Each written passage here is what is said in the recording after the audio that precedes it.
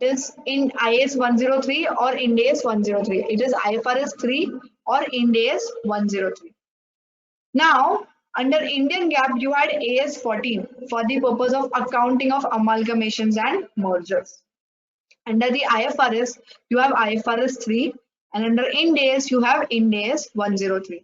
So this is a standard which governs the accounting for the purpose of business combinations. The first part what is given under the standard is, first you should identify whether the acquisition is of a business itself or not. What does it mean? For example, if a company has only land in its books of accounts, there are only huge land banks in the company. There are only huge land banks and I'm acquiring that company. So in that cases, whether there is a real business that is happening in a company or I'm just acquiring that land through acquiring that company. So if there is pure asset acquisition out of the company, it will not come under the standard. It will not be acquisition of a business, but it will be purely treated as a acquisition of an asset, and it will go in accounting of property, plant, and equipment or the intangible assets, whatever is applicable. So first you have to decide whether there is a business in a company or not. And if there is not such cases, you are not acquiring an ongoing business, you are not acquiring business of a company, in that cases it will not fall under the standard of Ind AS 103, which is business combinations. So moving ahead, what is a business? It has been defined under standard. And what is a business combination? For that, it should be first of all a business. You should acquire a group of assets, you should acquire a group of liability, it should fall in the definition of business. Only then you will come into the standard for the purpose of understanding what is the accounting terminology. So moving ahead, Ind AS 103 is applicable for all kind of business combinations. So any kind of acquisition, any kind of mergers, amalgamations will fall under the standard. And how to do the accounting for such big business combinations. The accounting is governed by the acquisition accounting concept. Under AS 14, you had two methods of accounting. What were those two methods? Pooling of interest method and the purchase method. So pooling of interest method, under pooling of interest, you used to acquire all the assets and liabilities at their book values. Whereas in the purchase method, you used to recognize all the assets and liabilities at its fair value. But here in the acquisition accounting, you have only one method of accounting, which is called as acquisition accounting. So let's understand what is this one method, what is acquisition accounting. There are various steps under this acquisition accounting. There are almost 7 steps for this accounting. First is you identify who is the acquirer. Second is you determine what is the acquisition date. Then you decide how much is the consideration transferred. What are you receiving against this consideration? You measure the non-controlling interest. Non-controlling interest is nothing but the minority interest. And you decide whether there is a goodwill or a gain on bargain purchase. Gain on bargain purchase is nothing but the capital reserve what you used to have under the Indian GAAP. And the step 7 we'll discuss in detail. So the first thing is, to understand this acquisition method in overview format, you have to only decide how much was the consideration transferred, what is the fair value of the consideration transferred, what is the fair value of the assets and liabilities received, and how much is the minority interest called as non-controlling interest in the Ind AS, and then you will decide how much is the goodwill. Only these 4 parts you have to understand. Rest is very much simple. So beginning with who is an acquirer. Acquirer is, to identify who is an acquirer, it's very simple. The person or an entity who is acquiring the business is the acquirer. So it is very simple in these cases. What is the acquisition date? Now this is a bit complex or a bit tricky concept. Under Ind AS, first let's understand what was there under Indian GAAP.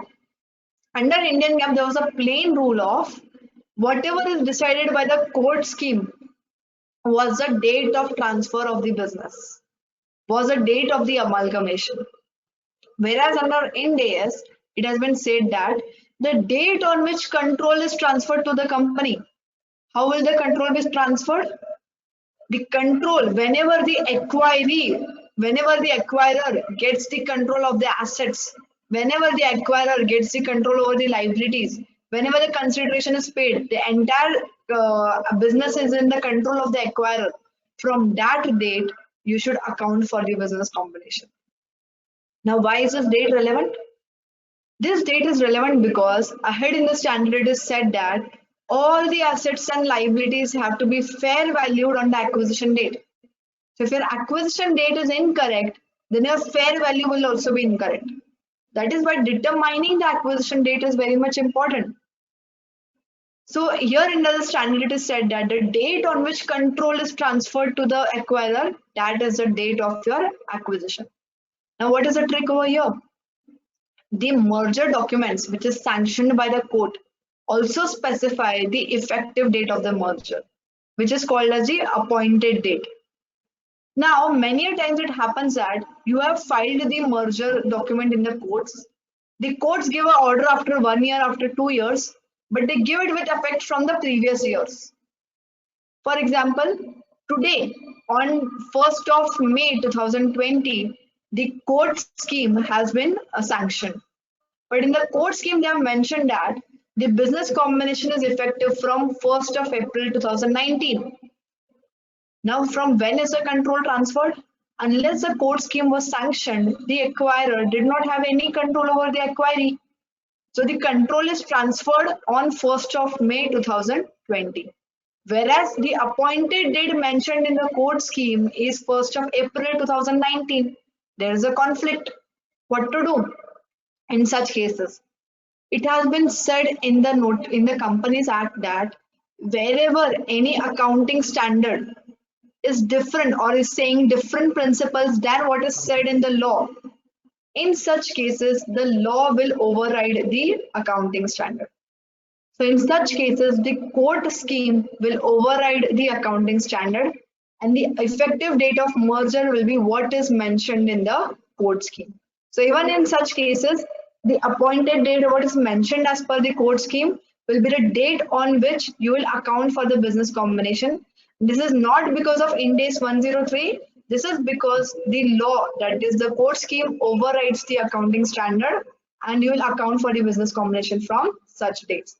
So if it was purely 103, many times what does the court scheme say is you have to follow the respective accounting standard for the purpose of accounting. In such cases, you purely follow what does 103 says. But if the court scheme specifies what is the appointed date, you will have to refer that appointed date and you have to account from that appointed date itself. So this is about acquisition date, and determining the acquisition date is really very much important. Moving ahead. Identify and measure the consideration transferred. Now this is again the another case. If you're giving cash, it is very simple how much is the consideration transferred. But if you're issuing your own equity shares, I am the acquirer, XYZ is the acquiree. On account of acquiring the business of the acquiree, I am issuing the shares of my own company. So you have to fair value what is the fair value of your own equity shares. All right. Second example. This is the way in which you will measure the consideration. Second thing is, you might have a deferred consideration. What does it mean? Today, I am deciding onto a value of rupees. Total consideration is 5 crore rupees. But out of this 5 crore rupees, 1 crore will be paid at the end of 2 years. You will remember in discussion of Ind AS 16, we had discussed this concept of deferred payments. So over here, certain payment has to be paid after a period of 2 years. So while you will measure what is the purchase consideration transferred, you will not consider entire 5 crores as the purchase consideration, but you will consider 4 crores plus the present value of that 1 crore rupees. So you will present value at 1 crore and that will be your purchase consideration transferred. Another example. What if there is a contingent consideration? And these cases all are practical cases, I have done various business combination accounting, complex to complex business combination accounting, and these are very peculiar cases because amalgamations and mergers happen in very much between various complex agreements. So these are very much complex, these are very much peculiar nature of contracts that are appearing in the business combination documents, and that is why I'm discussing each and every concept. So there is a contingent consideration. What do you mean by contingent consideration? For example, I am the acquirer, XYZ is the acquiree. Only if the revenue of XYZ increases by 25% after my acquisition, only then I will pay XYZ, only then I'll pay owners of XYZ rupees 5 crores. If the revenue doesn't increase by 25%, I won't give this additional 5 crores. What to do in such cases? In such cases, when you measure the amount of consideration transferred, you will see what is the probability of XYZ achieving such revenue. You will decide on a probability. You will use a logical basis and assign a probability to it. So for example, the probability is 60% that the revenue of 25%, that the increase of 25% will be achieved. So in your purchase consideration computation, you will add up 60% of 5 crore rupees. So you'll add up 60% of 5 crore rupees, that is rupees 3 crores will form a part of your purchase consideration transferred. If your original fixed consideration is 10 crores and contingent consideration is 5 crores, so your total that you will use for the purpose of business combination will not be 15 crores, it will only be 13 crores. So this is how you will measure what is the consideration transferred. You will see whether there is any deferred payment. You will see whether there is any contingent consideration, and accordingly you will decide how much is the consideration transferred. Now, if there are any acquisition related costs, you might have incurred certain stamp duty costs or any legal fees, you will debit it straight away to your P&L, and you will not affect your purchase consideration on account of such acquisition related costs. So I hope you have understood how to measure the consideration transferred. It is very simple. Only two things you need to remember: contingent consideration and deferred consideration. Moving ahead. So contingent consideration we have discussed. And remember, at each reporting date, you have to fair value this contingent consideration. So suppose I have to pay the contingent consideration after 2 years. In the first year of reporting, you will decide today what is the probability. When I had done the business combination, it was 60%. Today, since I have got experience of 1 year, whether the probability is above 60%, below 60%, and you will account for the difference, and the difference will be transferred to fair value through profit and loss. The difference will be recognized in the statement of profit and loss. Moving ahead to the next slide. Measure the identifiable net assets at fair value. So what will you do? You will measure the identifiable net assets at the fair value. That is, whatever are the assets and liabilities acquired, you will measure the fair value of that assets and liabilities acquired as on the acquisition date. So if my acquisition date is, for example, 1st of April 2019, all assets, plant and machinery, land and building, furniture, fixtures, everything you will fair value, and accordingly you will account for that business combination at fair value. Under AS 14, you had option. You can either account it at book value using the pooling of interest method, or you could account it at a purchase method, which is a fair value. But under Ind AS, you don't have an option. Any business combination has to be accounted for at a fair value basis. Now, second thing, if you remember under Ind AS 38, that is the intangible asset standard we had discussed, if there is any additional intangible asset which the acquiree had not recognized in its books of accounts, and you as an acquirer, the conditions of intangible assets are getting met, in that cases, in the business combination accounting, you will recognize for such intangible assets. Now, for example, if there is a case where the acquiree has certain customer price list, certain customer contact list, And acquiry had not recognized in its books of accounts because the conditions of intangible assets were not getting met.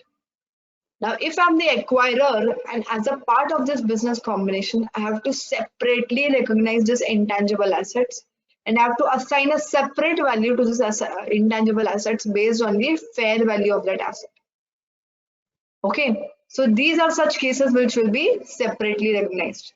Now, for example, if a company whose fair value is 10 crores, why is the fair value 10 crores? Because it has a major customer price list, customer contact list.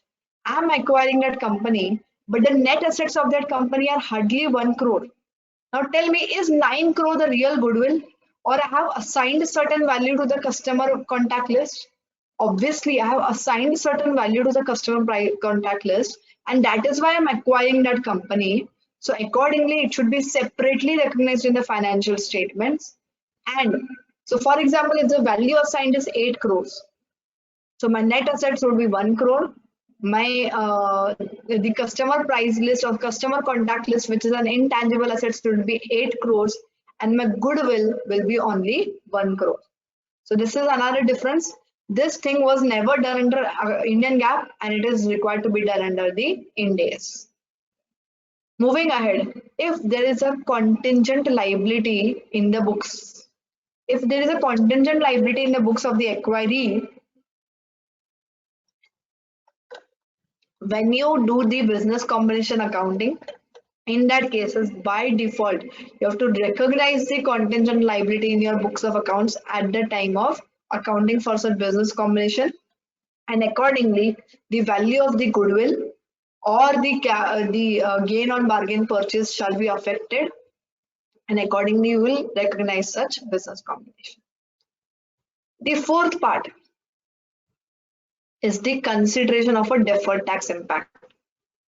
As we discussed yesterday also, any fair valuation difference on account of business combination, deferred tax will arise on such fair value differences. You have to recognize the deferred tax on such differences also. So if 100 rupees land has been fair valued and bought to 120, there is a gain, there is a fair value gain of 20 rupees, then you will recognize deferred tax liability also as a part of this acquisition accounting. Okay.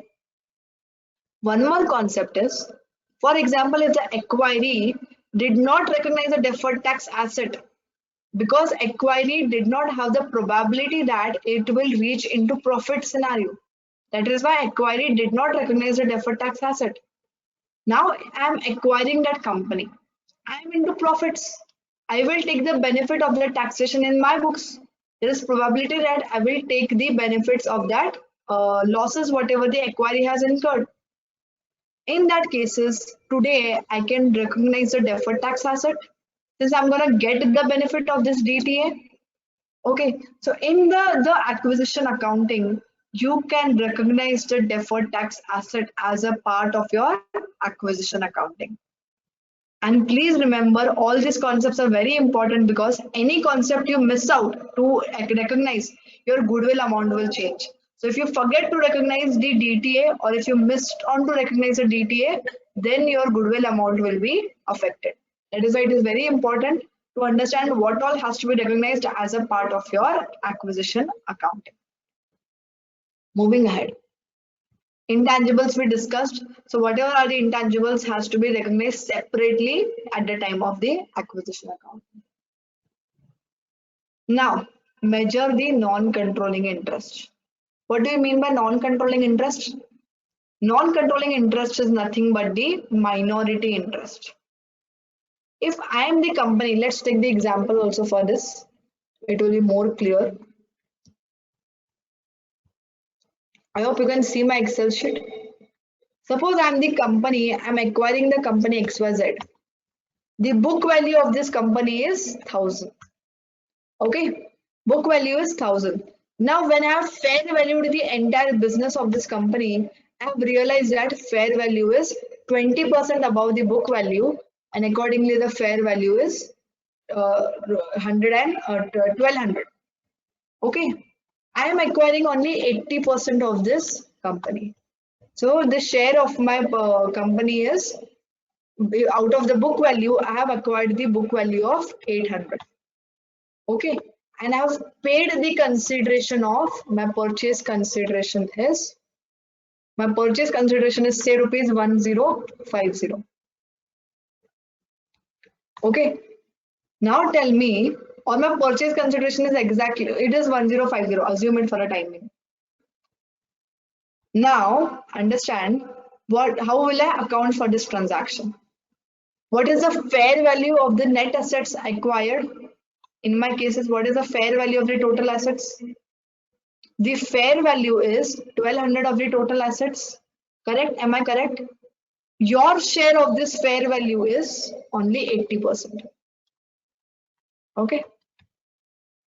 So your share is only the 80%. So your share is 960. And how much have you paid for it? You have paid 1050 for this net assets acquired. So how much is the goodwill in your books? So your goodwill component is 960 minus the purchase consideration transferred, which is the 90 rupees. Now please understand a simple concept. I hope you understand it in a simple language. Tell me one thing. If entire business I would have acquired, if I would have acquired 100% of the business, if I would have acquired 100% of the business, that is entire book value of 1000, then what would be my goodwill? It would be 150 rupees in such cases. So what is happening right now is only my share of goodwill is appearing in the books of accounts, and goodwill relating to the non-controlling interest is not coming up in the books of accounts. When will that happen is if NCI is measured at proportionate interest. What do you mean by proportionate interest? If you're measuring NCI at the fair value of business was 1200 and non-controlling interest has been measured at hardly this percentage. If you measure non-controlling interest at 240, then your goodwill amount will be different. And if you measure the non-controlling interest at fair value, the amount of goodwill will be different. Why is it so? Now tell me, if you are paying above the fair value, what was the fair value? What was your share of fair value? Out of 800 rupees, if the fair value of the, if your share of fair value is hardly 1050 and you have paid 1200 for the same, that means what? For acquiring 80% of the share, you have paid certain extra amount, correct? So even in case of NCI, even in case of the 20%, that portion can also be valued at an extra amount. So you have two options under Ind AS. Under Ind AS, you can value non-controlling interest at a proportionate share of the net assets. So what will be the value in that case?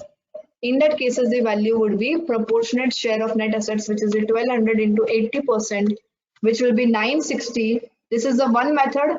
And the second method can be the fair value of non-controlling interest. What does it mean? The 20%, what is the fair value of that balance 20%? How you paid extra for your component, how you paid extra for your portion. In that manner, what is the extra component of that non-controlling interest? It is an option of that entity. It is not any, there is no kind of standard rule. It is at your option at what value you have to measure the non-controlling interest. And this you can do, this measurement you can do on a transaction by transaction basis. If one particular business combination you can account on one basis and another business combination at another basis. So moving ahead to the next part. Determination of goodwill or gain on the bargain purchase. So when will the goodwill arise?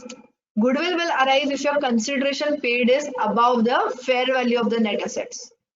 So if you calculate the fair value of the net assets and your purchase consideration paid is above such fair value, then there will be the goodwill which will arise, and you will recognize the goodwill as assets in your books of accounts.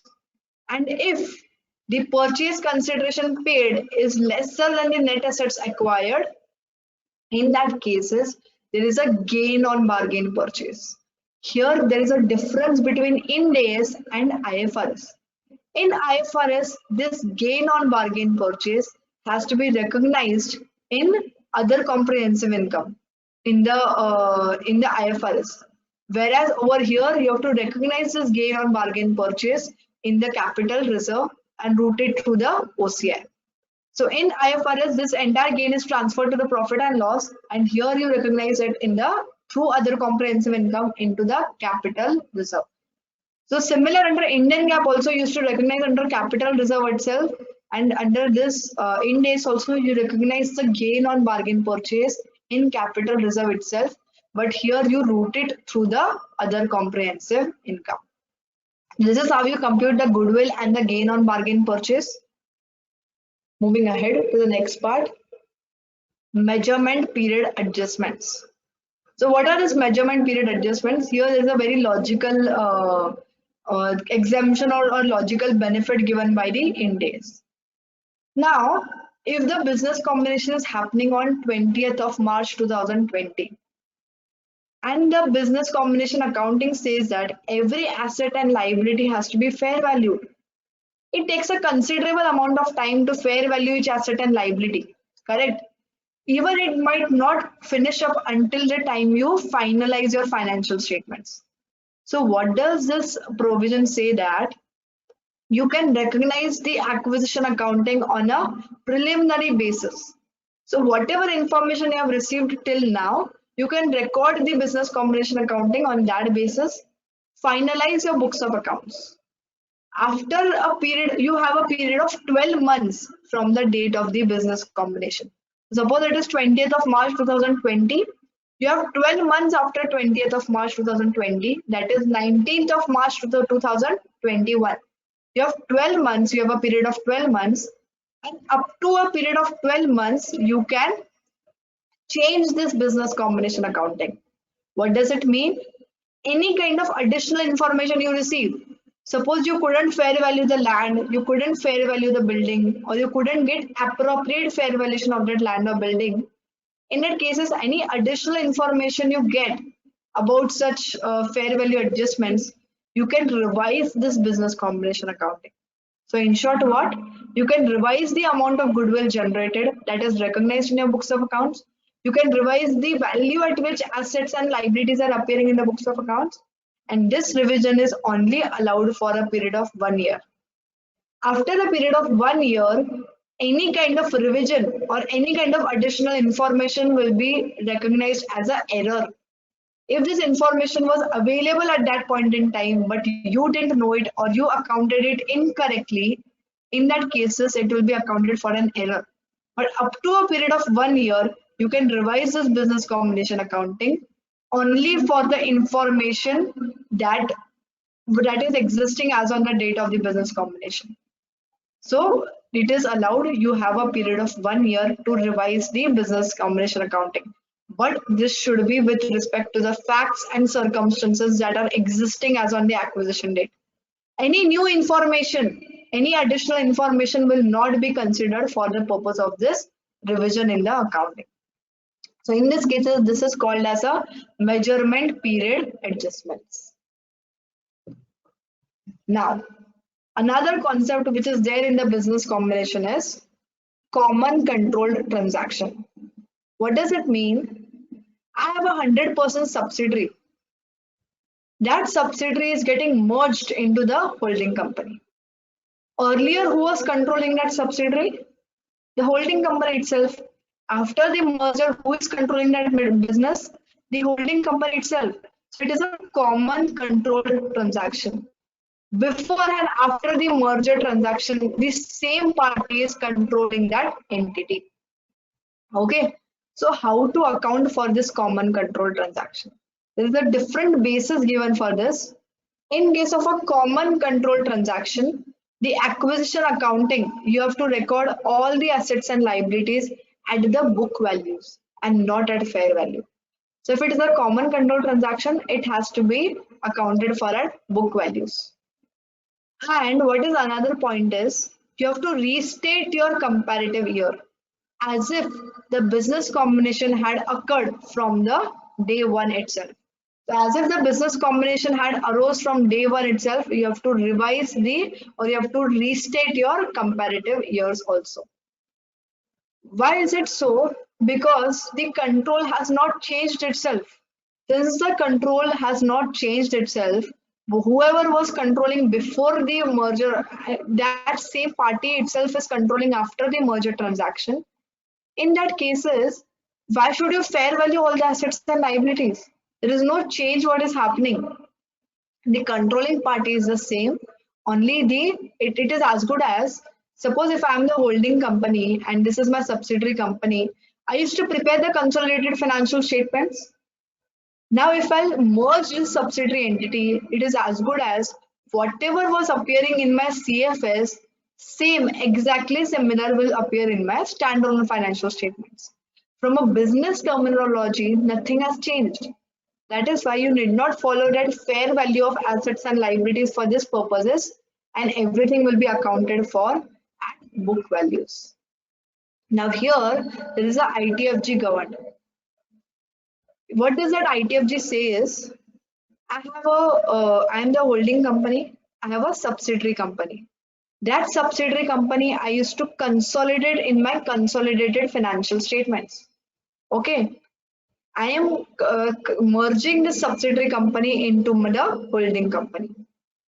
Now tell me, the book values that are appearing in the standalone financial statements of subsidiary company should be taken, or how I am considering it in my consolidated financial statements, that should be considered.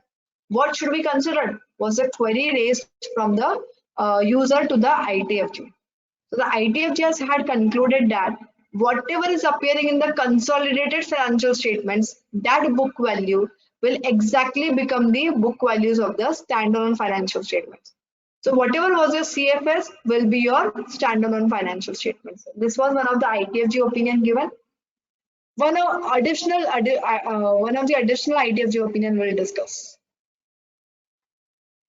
For example, for the financial year which is ongoing is 18-19. The date of receipt of court order was 18th of May 2019.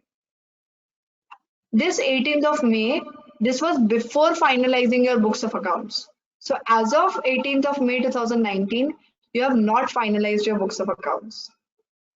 What does the court scheme say? That the appointed date as per the court scheme is 1st of April 2018. Now, as we discussed, for this purpose, you have to account for the business combination from 1st of April 2018.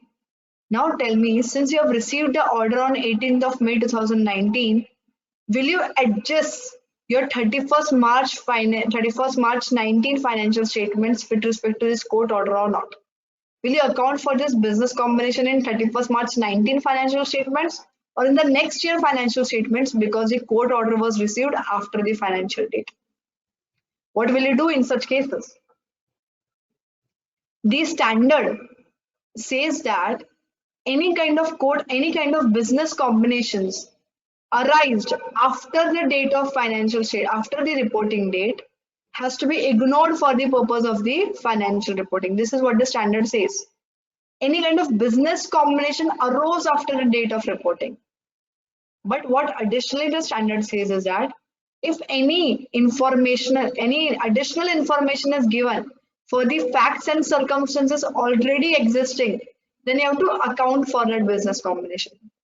So the query raised was whether to account for it or not to account for it, whether you should consider this business combination as facts and circumstances already existing, or you should account for this business combination in the subsequent year. What to do?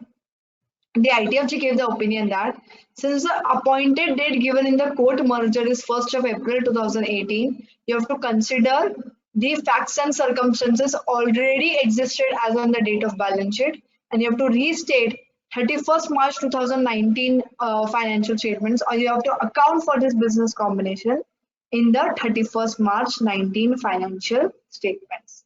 And this will be considered as an adjusting events. Moving ahead to the next part, which is the first time adoption of this Ind AS 103. Ind AS 109 principles were completely new. So everything is new for the purpose of 109. That is why not many exemptions are given to the assessee. Nobody used to follow, or very rarely people used to follow AS 30, 31, 32 because these were optional standards. Okay, but business combination, similar standard was there under Indian GAAP also. and that is why you have first time adoption exemptions. Under first time adoption exemption, you have an exemption that you have two kinds of exemption. First generic rule is that you apply this business combination standard retrospectively and restate all the business combinations that have occurred in the past. So account this business combination as if Ind AS 103 existed from day one of the business. This is the first thing which is a unsaid thing, which is there for each and every standard. Now, what exemption do you have in Ind AS 103? Ind AS 101. The first exemption is you need not restate any business combinations that existed before the date of transition. So whichever business combinations that were carried before the date of transition will be ignored. No change will be made for such business combinations. Or second option is you will select a particular date. Business combinations arising before that date will be ignored, and only business combinations arising after that date will be restated. So it is at the option of the company which date should be selected. You have an option. Before that date, all the business combinations will be ignored, and after that date, all the business combinations will be restated. Okay. Then one more thing what we had discussed in Ind AS 38 is any goodwill arising out of the business combination transactions should not be amortized. That goodwill should only be tested for impairment. That provision is given in Ind AS 103 that goodwill should not be amortized. And every year at every reporting date, by default, you will test the goodwill for the purpose of impairment. So same thing applies over here. If you have any business combination which existed previously, already you have done certain accounting for such business combinations, you would have amortized certain goodwill previously. So even in that cases, whatever is the goodwill appearing as on the date of transition, that goodwill will continue exactly as it is. After the transition date, you won't amortize goodwill thereafter. But whatever amortization has already occurred before the transition date, that all amortizations should be ignored for these purposes, and you will not amortize the goodwill after the transition date because of this Ind AS 101 exemption. Now briefly we'll just summarize what are the differences between AS 14 and Ind AS 103. Periodically we have discussed the differences, but here we'll just get an overview of these differences. What are such differences? Determining the acquisition date. Under the Indian GAAP, it is purely whatever the code scheme says. Here you have the date of control, but due to law overriding the accounting standards, the date of court order itself is considered for the purpose of 103. Now, mandatory use of acquisition method, you don't have two options. You don't have two methods, purchase method and pooling of interest method. Here, mandatorily, you have to use acquisition method of accounting, and you have to fair value all assets and liabilities acquired. Then, fair value of the consideration transferred. Previously, under Indian GAAP, you didn't have the concept of contingent consideration. You didn't have the concept of deferred consideration also. That is why these two concepts are new over here, and that has to be valued, or that has to be considered in the Ind AS 103 accounting. Then is acquisition related cost. Acquisition related costs were considered as a deduction from the purchase consideration added in AS 14. Here, acquisition related costs have to be debited to the statement of profit and loss. Contingent consideration, as I discussed, was never considered in Indian GAAP. It has to be considered in Ind AS 103. Goodwill is never amortized in Ind AS 103. It is only tested for impairment. And the last difference is there was no concept of measurement period adjustments. Once you finalize the merger or amalgamation accounting in Indian GAAP, that was the final accounting, and no changes were subsequently allowed. Whereas in Ind AS, you have the concept of measurement period adjustments, and you have a period of 12 months to revisit the business combination accounting that you have carried, but only with respect to facts and circumstances that already existed as on the date of acquisition date. So I hope these two standards, Ind AS 103 and 109, are clear to you. We have discussed all the commonly applied concepts of both these standards. I have reviewed various financial statements which were already under Ind AS. So those companies were not comfortable, or those auditors were not comfortable in the conversion that they have made. With all the review as well as the convergence experience, I would tell you that this guidance, whatever we have discussed in this 2 hours, is sufficient for you to apply Ind AS financial instruments as well as business combination to the Ind AS companies for the purpose of your understanding or the convergence of your companies. So I hope you have understood and this standard and you have enjoyed it. For the questions, I'll just see what are the questions. ऍक्वायरिंग मध्ये financial assets असते